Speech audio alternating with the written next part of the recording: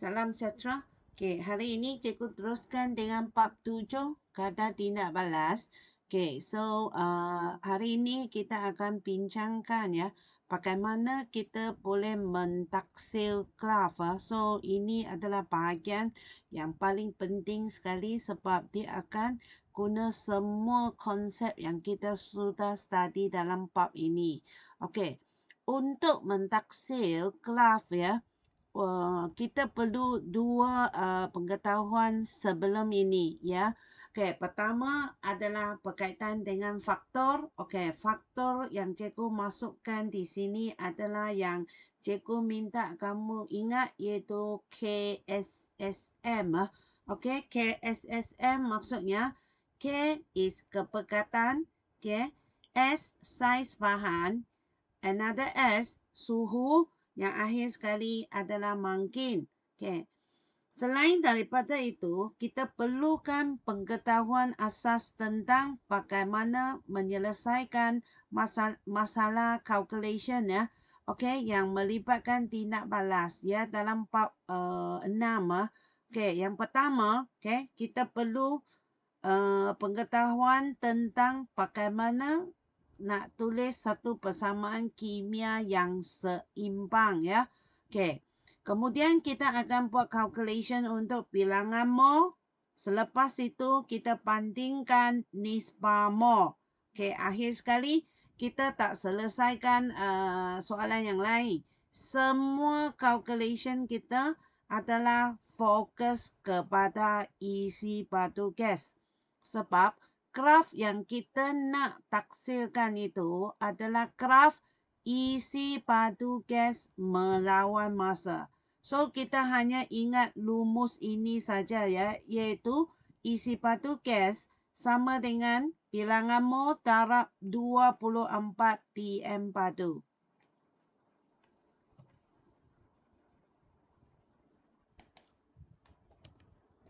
Okey. So, sekarang kita lihat ya, kita buat ulang kaji sedikit tentang apa yang kita sudah study. Okay. Sebelum ini, semasa kita berada di bahagian mana ya, faktor. So, cikgu ada bagi tahu ya, kita biasanya soalan SPM, dia akan memberikan kamu dua eksperimen. Kemudian kamu perlu lakarkan graf pada paksi yang sama. Ya, lakar maksudnya tak payah tanda setiap titik dengan jitu. So, kita perlu ada paksi ini. Ya, yang paksi ini yang cikgu maksud di sini, ia mesti ada label and then unit. Sama juga untuk paksi X, dia mesti ada masa dan saat, iaitu label dan unit. Ya. Kemudian kita akan gabungkan dua graf itu ya pada satu pada paksi yang sama. So, kita dapati biasanya kita akan dapat graf macam ini. Okey. So, satu graf macam ini, dia akan memberikan kita dua info ya. Dua info yang sangat-sangat penting di mana kita lihat di bahagian sini. Cikgu sudah tanda di sini. So, apabila kita lihat bahagian sini, kita sudah tahu bahawa graf yang lebih ke atas ini, ya, lebih ke kiri ini adalah eksperimen yang kadarnya adalah lebih tinggi. Okey, ingatlah semakin ke atas ini, maksudnya kadar adalah lebih tinggi. Okey, so di sini kita lihat kadar. Okey. Manakala di hujung sini kita akan dapat satu info yang sangat penting. So di sini kita lihat bilangan mol. Okay, bilangan mol kalau dia sama, dia akan bertindih macam ini. So, kalau bilangan mol you calculate bilangan mol, kamu dapati dia berbeza, kita dapati dua graf ini tidak akan bertindih.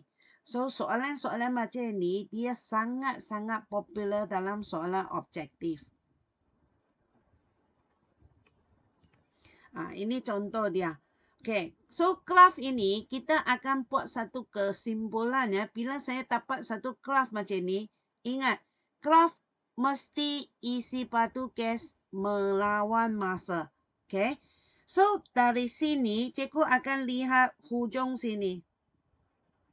Okay, so yang atas ini mesti kadarnya lebih tinggi. So pertama, dia akan tanya soalan.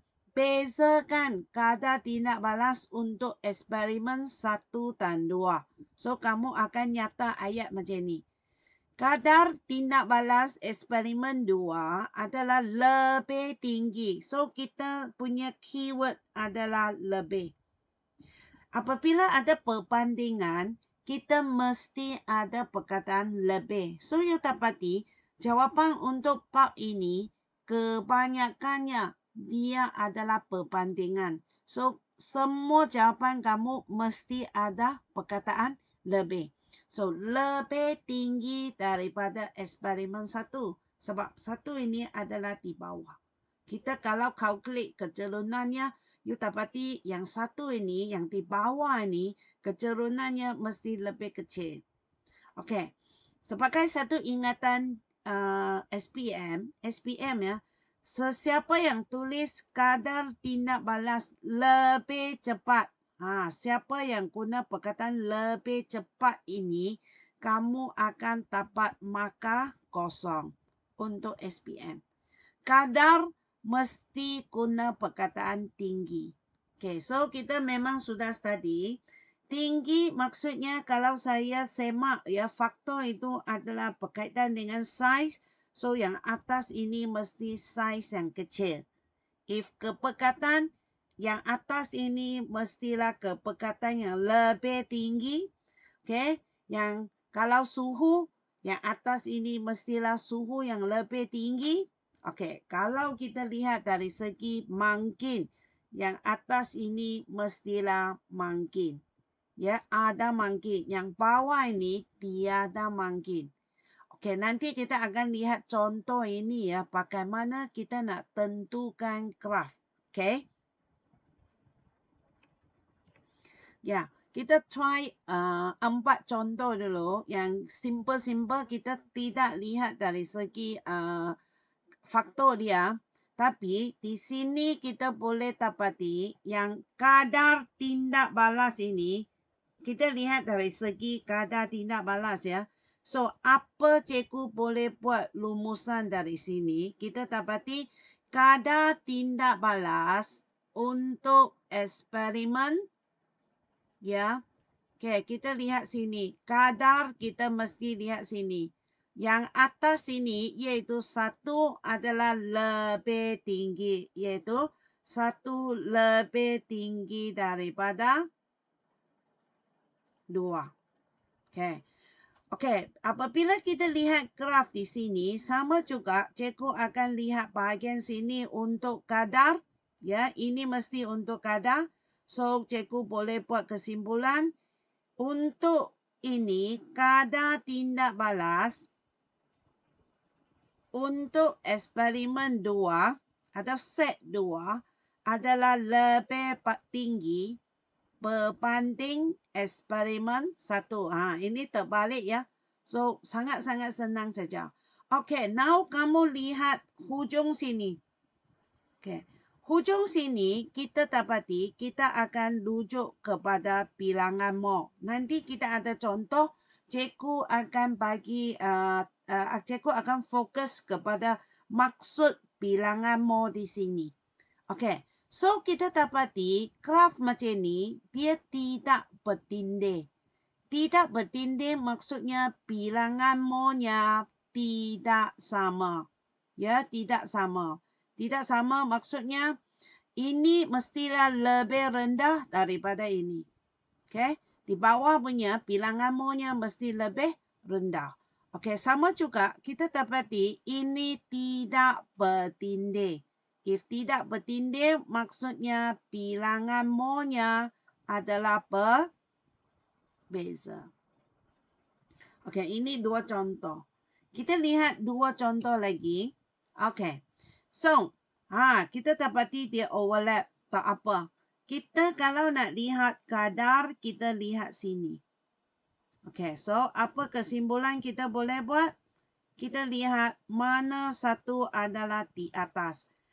Ini ialah untuk kita jawab kadar tidak balas. So, kita dapati 2 adalah lebih atas. Maksudnya kadar tidak balas, set 2 adalah lebih tinggi berbanding set 1. Kita sudah dapati, kita boleh buat rumusan ini dengan betul dulu. Kemudian nanti kita semak faktor yang mempengaruhinya. Ini senanglah.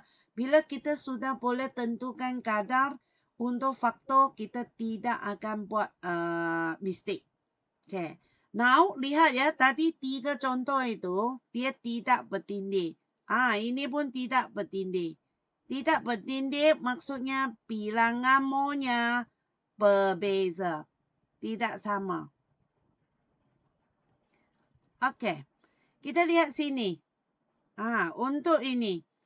Untuk eksperimen ini, kita dapati kadar tindak balasnya. Kita lihat siapa di atas. Okay, you go to this one. Okay, 1. Kadar tindak balas untuk set 1 ataupun eksperimen 1 adalah lebih tinggi ya berbanding eksperimen 2. Ini penting ya, contoh yang cikgu ambil keluar 4 contoh ini memang dia sangat-sangat popular dalam SPM. Ya. Okay, so kita dapati yang ini kita dapati dia bertindih. Okay, bertindih maksudnya bilangan mo untuk kedua-dua eksperimen yang kita guna itu adalah sama. So, dia bertindih. So, sangat senang ya. Every time kamu buat calculation untuk bilangan mol. Kalau sama, grafnya mesti bertindih. Kalau tidak sama, dia akan asing macam ini. Ikut nisbah dia. Okay. Okay, kita lihat contoh yang ada di muka surat 68 dalam modul kamu. Okay, so kita dapati eksperimen ini dia ada 2 eksperimen. So eksperimen 1 dia guna serbuk zinc berlebihan. Okay, berlebihan itu sebenarnya adalah keyword lah. Berlebihan maksudnya kita tak payah buat calculation untuk serbuk zinc ini. Sebab dia dalam keadaan yang berlebihan. Ini akan menjadi penentu untuk calculation kita. Sebab kita hanya memastikan semua asid ini bertindak balas dengan lengkap. Ini zinc ini, dia memang wujud dalam berlebihan. So, jangan guna info yang dia bagi. Jika dia bagi. Let's say dia bagi 5 gram. So, jangan guna 5 gram itu untuk buat calculation. Kita rujuk kepada larutan. Actually, biasanya soalan SPM is rujuk kepada larutan. Okay, larutan, kalau kita nak cari bilangan mo-nya, dia mesti guna MV per 1000. So, kamu tekan calculator, actually tak payah tekan ya. Kamu sudah nampak isi batu dengan kepekatannya adalah sama. Kepekatan adalah sama. So, you sudah tahu ya. Tak payah calculate pun, you sudah tahu. Graf ini, dia mesti bertindih. Mengapa dia bertindih? Sebab bilangan mo itu adalah sama. Kalau objektif kan, kamu tak payah buat calculation, tunjuk step by step macam ni. Tapi essay kamu perlulah. Okay. So now, kita lihat apa info yang ada dalam soalan. Kita lihat. Apabila kita baca soalan ini, yang penting sekali kita nak tentukan faktor dulu. Okay. Apabila kamu lihat sini, kita dapati eksperimen 1, kita guna serbuk. Ini kita guna butiran. So, maksudnya, cikgu akan guna highlighter. Saya akan highlight ini. Sebab saya tahu yang lain ini bukan faktor dia. Sebab dia tak berbeza. Dia sama. Okay, so means hanya ini yang berbeza. So, ini dalam cikgu minta hafal KSSM ini, itu sebenarnya adalah berkaitan dengan size. Ini adalah berkaitan dengan size. Ya, size. Okey. Kalau kita rujuk kepada size, ini bermaksud size kecil kadarnya adalah lebih tinggi. So, kita sudah tahulah eksperimen 1 ini mesti di atas eksperimen 2. Sebab saiznya adalah lebih kecil. Kalau lebih kecil, maksudnya kadar adalah lebih tinggi. Actually, yang calculation ini, dia sama dengan bab 6. Yang calculation ini, actually, cikgu saja nak tunjuk kepada kamu mengapa dia bertindih. Sebab, kalau bilangan mol dia sama, dia punya isi padu gas mesti sama. Okey, kita guna apa yang kita sudah study. Pertama, kita cari bilangan mol MV per 1000. Kita tengok 1 demi 1. Okey. So, yang ini, bilangan mol kita guna MV per 1000. So, kita dapat 0.02. Now, kita nak cari isi padu gas ini kan. Ini kita tahu. Ini kita nak cari, maksudnya nisbah mesti antara asid sulfurik dengan gas hidrogen. 1:1. So, 0.2, 0.2. 0.02. So, ganti ke dalam isi batu gas.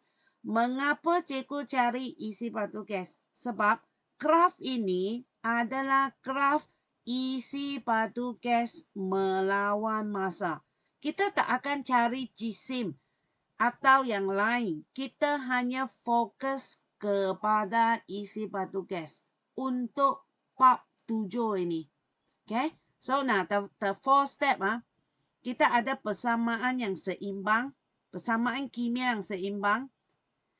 Yang 4 step yang cikgu ada tunjuk di slide 1 itu, sebenarnya dia adalah basic untuk kimia SPM. You dapati tiap-tiap satu bab dia guna balik. Okay? Step 1, persamaan kimia. Step 2, bilangan mol. Okay, I put the number di sini. Step 1. Step 2. Okay, step 3 kita bandingkan nisbah mol itu. Ya, yang saya put 2 tick ini. Okay, lepas itu kita selesaikan apa yang kita nak cari itu, iaitu isi batu gas. So, okay loh, kita tahu dua-dua graf adalah di 480.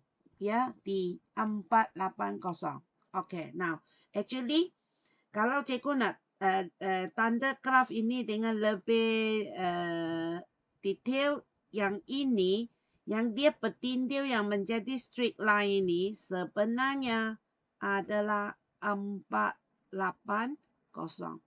Nah, mengapa eksperimen 1 adalah di sini, di atas? Sebab dia guna serbuk. Serbuk, saiz lebih kecil, mempunyai jumlah luas permukaan yang lebih besar. Ya, so, pertama, kamu perlu tentukan faktor dulu. Every time, apabila kita nak lakarkan graf, kita mesti cari faktor dia. Okay. Daripada faktor, saya boleh tahu kadar mana satu lebih tinggi. Lebih tinggi. So, yang tinggi ini, cikgu akan lukis di bahagian yang lebih atas. Okey. Kamu rujuk muka surat 68, dia sudah lukis eksperimen 1.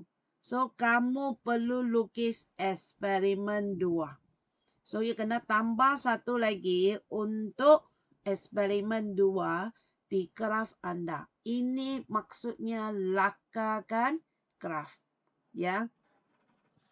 You dapati soalan macam ni, dia sangat-sangat popular dalam objektif. Okey, kita teruskan dengan contoh 2. Contoh 2 ya. Sama juga dia guna magnesium. That's why I told you logam dengan asid so popular. Sebab dia membebaskan gas. Apabila dia membebaskan gas, kita boleh lakar ataupun kita boleh lukis isi padu gas melawan massa. Graf isi padu gas melawan massa. Okay. So eksperimen ini dia tukar daripada zinc ya kepada magnesium. Ya, dia guna asid hydrochloric. So kita bina persamaan dia. And then persamaan ion itu video sebelum ini cikgu sudah ajar lah. So tak ada masalah untuk kamu lengkapkan. Okay, kita study eksperimen 1. 1. Guna serbuk magnesium berlebihan. Okay, ini pun serbuk. Dua-dua pun serbuk, maksudnya saiz bukan faktor dia. Yang sama punya bukan faktor. Kita cari maklumat yang berbeza punya. Berbeza ya. Okay. So, kita dapati untuk ini, dia bagi yang eksperimen 1 ialah 0.1 mol per dm3. Kemudian untuk eksperimen pula 0.2. Okay, dari sini you are very smart. You sudah tahulah soalan ini dia adalah berkaitan dengan kepekatan. Maksudnya kita akan fokus kepada kepekatan. So 0.1, 0.2 maksudnya ini adalah lebih pekat. Lebih pekat maksudnya kadar adalah lebih tinggi. So eksperimen 2 mesti di atas. Dia mesti di atas. Okay. Now, sama juga. Kita akan cari bilangan mol dia. Okay. Ikut apa yang ada. Cikgu sudah nampak lah.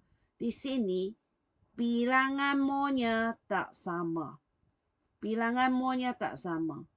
So, kita ikut step 1. Persamaan kimia. Step 2. Ya, persamaan kimia. Okay. Step 3, kita perlu bandingkan nisbah mol dia antara asid ini sebab kita cari MV ialah asid ini dengan gas hidrogen. So, kita ambil nisbah dia. 2:1. So, 0.005 dia akan menjadi 0.0025.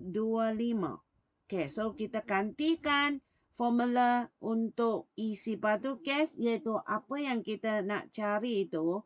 Okay, kita tarap 24. So, kita dapati 60 isi batu gas. Okay, bandingkan sebelah sini di mana kepekatannya adalah tabel.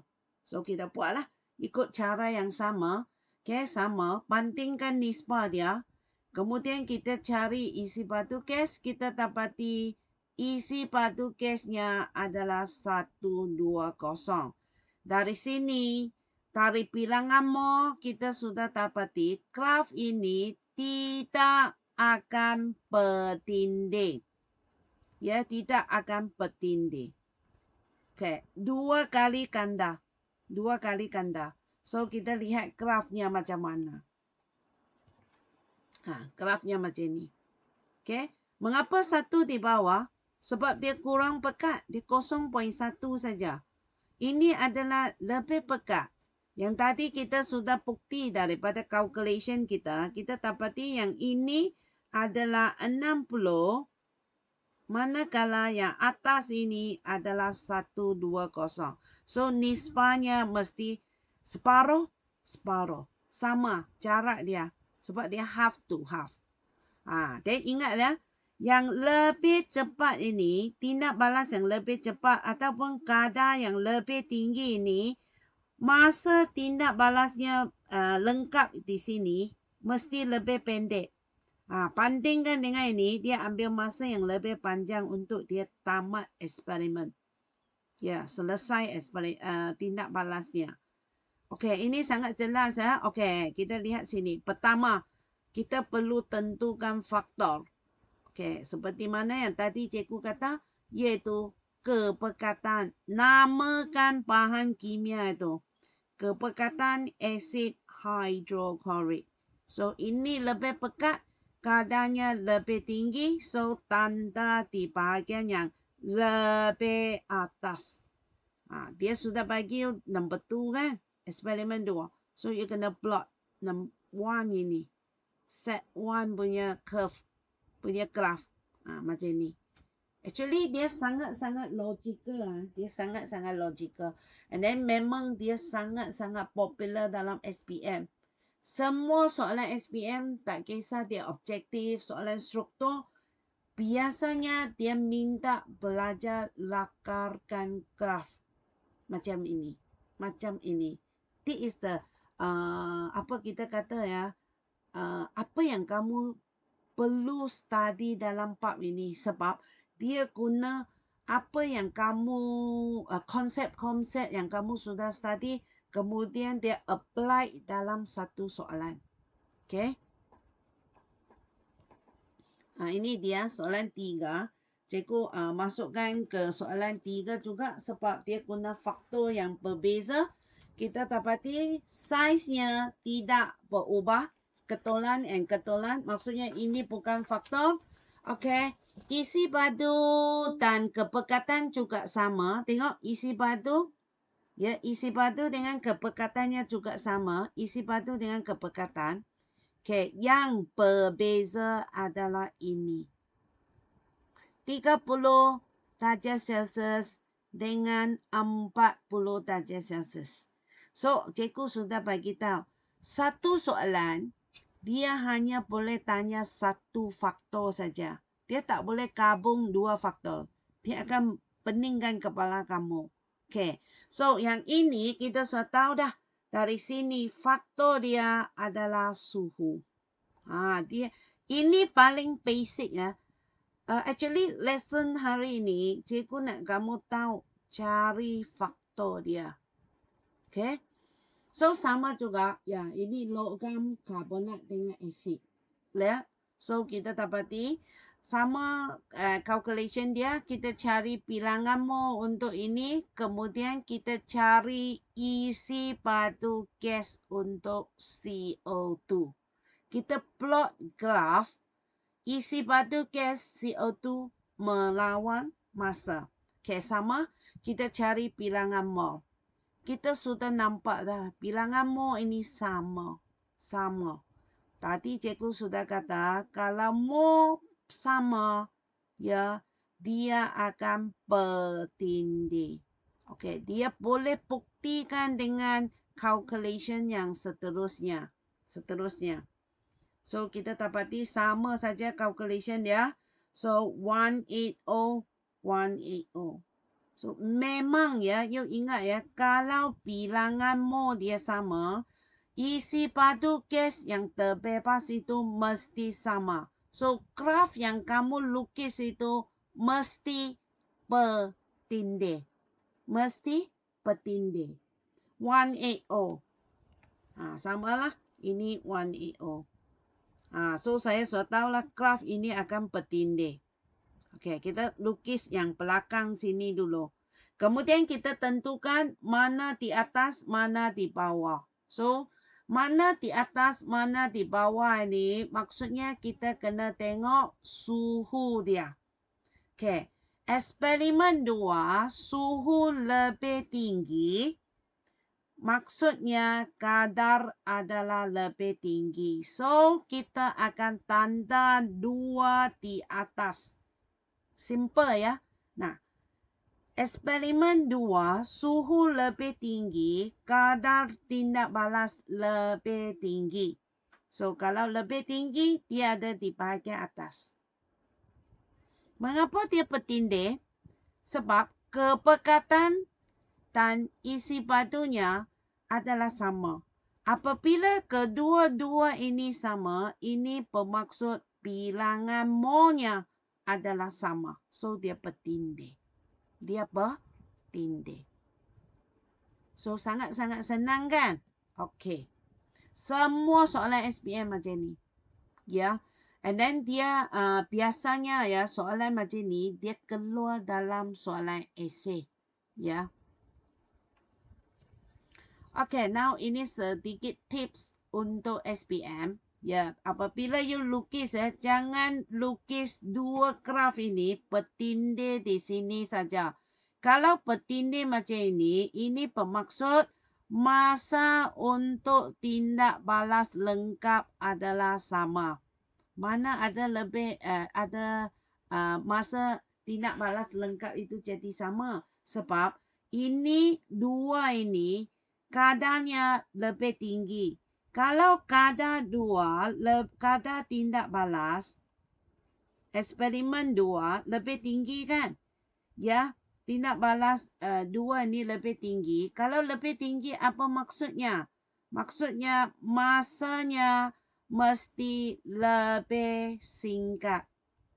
Tindak balas untuk eksperimen 2 lengkap adalah lebih singkat. So, graf macam ni mesti salah SPM. Kalau you lakarkan graf macam ni, you patutnya you akan lakarkan graf macam ni. Ini you kena turun dia ke bawah sikit.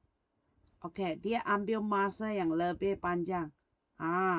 Ini masa tindak balasnya untuk eksperimen 1. Mesti lebih panjang.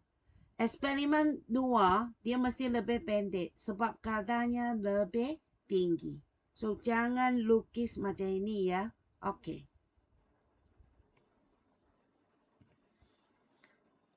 Okay, ini soalan 4.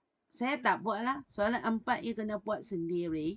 Tapi, cikgu nak bincang sedikit dengan kamu.